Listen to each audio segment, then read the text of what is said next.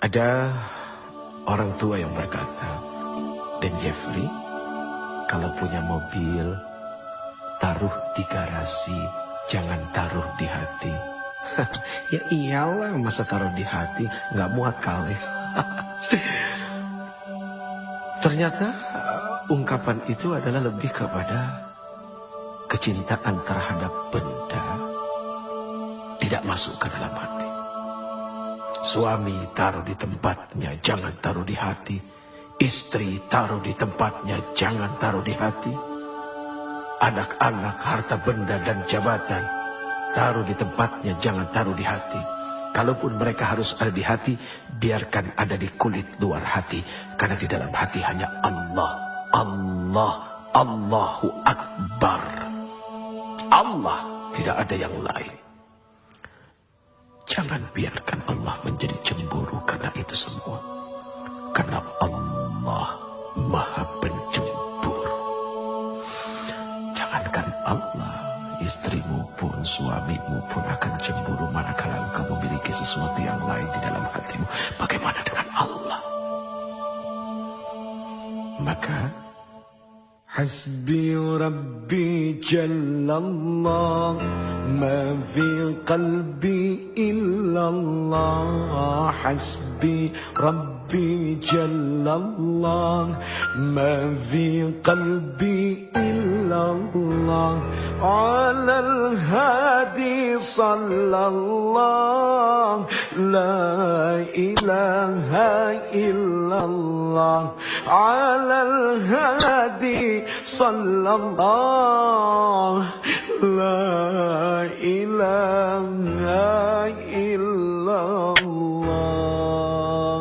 Allah, Allah, Allahu Allah, Allahu Akbar, Allahu Akbar, Allahu Akbar, Allahu Akbar, Allah, Allah, Allah, Allah, Allah, Allah, Allah, Allah, Allahu Akbar.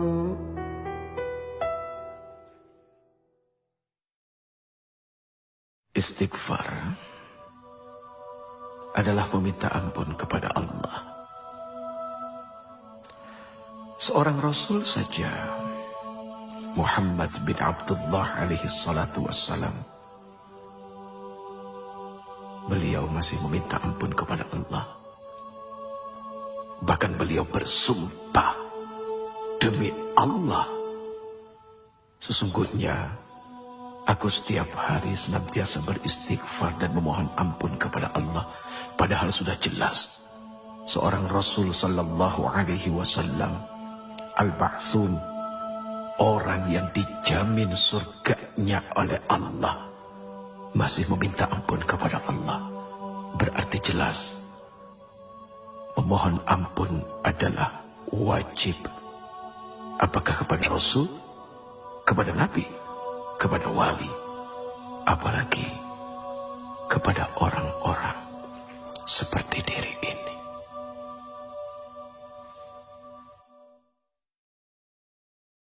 Ada kejadian cukup lumayan lucu, tapi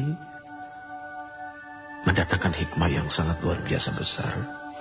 Sekali waktu Allah Subhanahu wa Ta'ala izinkan kami berangkat berumrah menuju Baitullah, kemudian berziarah datang kepada Rasul sallallahu alaihi wasallam. Begitu sampai di dalam masjid, tiba-tiba diri ini tanpa sengaja melihat seorang laki-laki, orang Indonesia yang bekerja menjadi, apa ya istilahnya, marbot kali ya. Persisnya adalah orang yang suka membersihkan masjid. Kemudian terjadi obrolan, Assalamualaikum, Waalaikumsalam. Uci, apa kabar? Hati ini senang juga sih dikenal orang, padahal nggak bagus ya punya hati seperti itu. Akhirnya terjadi obrolan sederhana. Sudah berapa lama kerja di sini? 3 bulan, Uci. Oh, pernah ke makam Rasul? Aduh, Uci, pernah. Sehari semalam saya di dalam, di dekat makam Rasul. Saya menyapu, saya membersihkan. Langsung tiba-tiba saja diri ini memeluk orang itu ya Allah? Apa yang telah membuat dia begitu mudah bisa masuk dekat dengan Rasul sallallahu alaihi wasallam? Sementara kami yang berulang kali bolak-balik datang berhaji berumrah, tapi begitu sangat sulitnya untuk mendekati Rasul. Ada apa? Akhirnya duduk di raudhah berpikir. Allah berikan jawaban. Oh, ternyata kalau ingin bertemu dengan Rasul, tidak usah bawa uang, bawa pel sama sapu. Bingung kan? Sapu. Hanya dengan membawa sapu dia bisa sedekat itu dengan Rasul.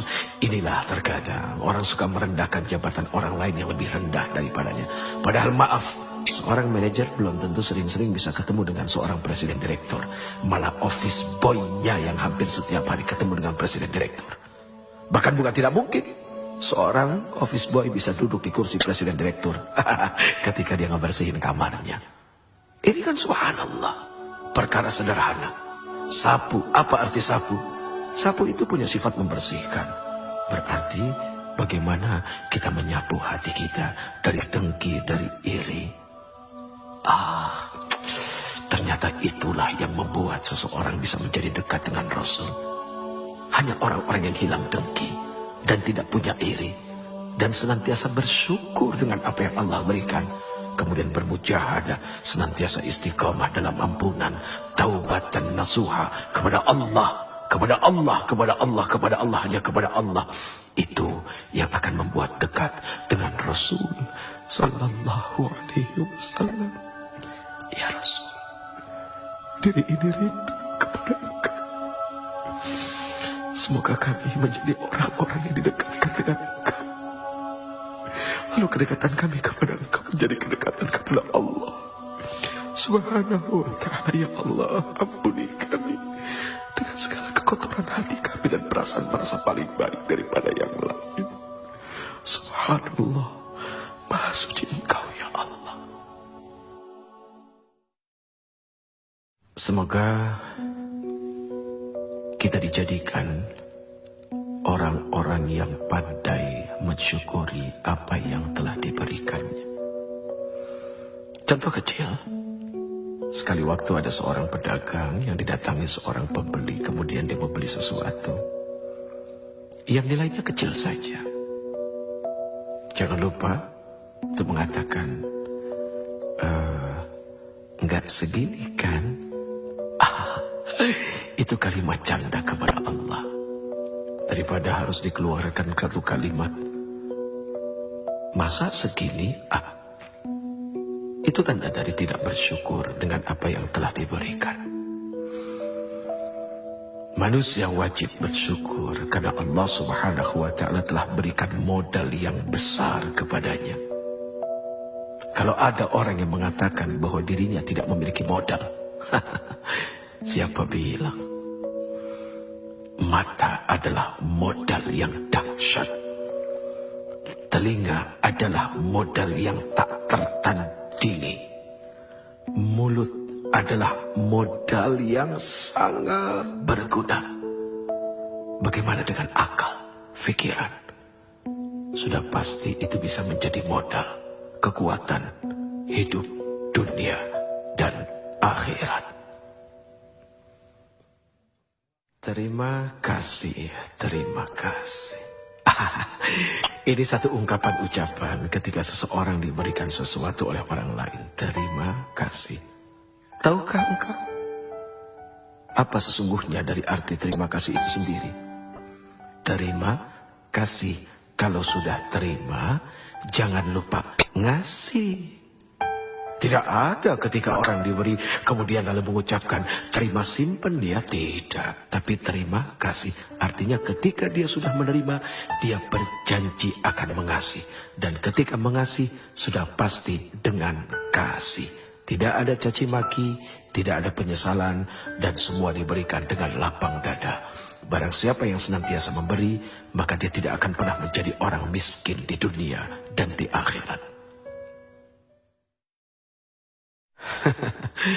Seringkali orang menghindar dari yang namanya ujian. Bahkan ketika berdoa pun seperti itu, ya Allah, jauhkan kami dari segala macam bentuk ujian. Padahal kalau dipikir-pikir, ternyata yang namanya ujian itu untuk naik kelas. Nggak usah jauh-jauh, lihat saja. Ngapain capek-capek kita menyekolahkan anak kita. Dari TK, kemudian SD, SMP, SMA, sampai ke university. Dari TK ke SD, apakah tidak ada ujian? Kan pasti pakai ujian. Kemudian dari SD sampai ke SMP, apakah tidak pakai ujian? Kan pakai ujian. Kemudian dari SMP ke SMA, SMA ke kuliah. Harusnya curiga kalau seandainya hidup tidak diuji. Lihat saja, misalnya ada seorang mahasiswa kuliah 6 semester, tapi nggak pernah ada ujian. Kan aneh. Makin berat ujian, berarti makin dahsyat juga gelar yang akan diberikan. Tapi ujian, kok nggak selesai ujiannya? Ya tanya ke Allah dulu, ngambil berapa SKS, kan begitu. Sederhana, selama kita berada dalam ruang ujian, 15 pertanyaan kita diberikan. Kita cuma jawab 7, jangan harap bisa keluar dari ruang ujian. Ya jawab, selesaikan. Persoalan apa jawaban itu benar atau tidak, serahkan kepada Allah, yang penting sudah berusaha untuk menjawab. Dunia ini seperti kampus, tempat orang berdebat, tapi pada akhirnya berujung pada satu ruangan, yaitu ruangan ujian.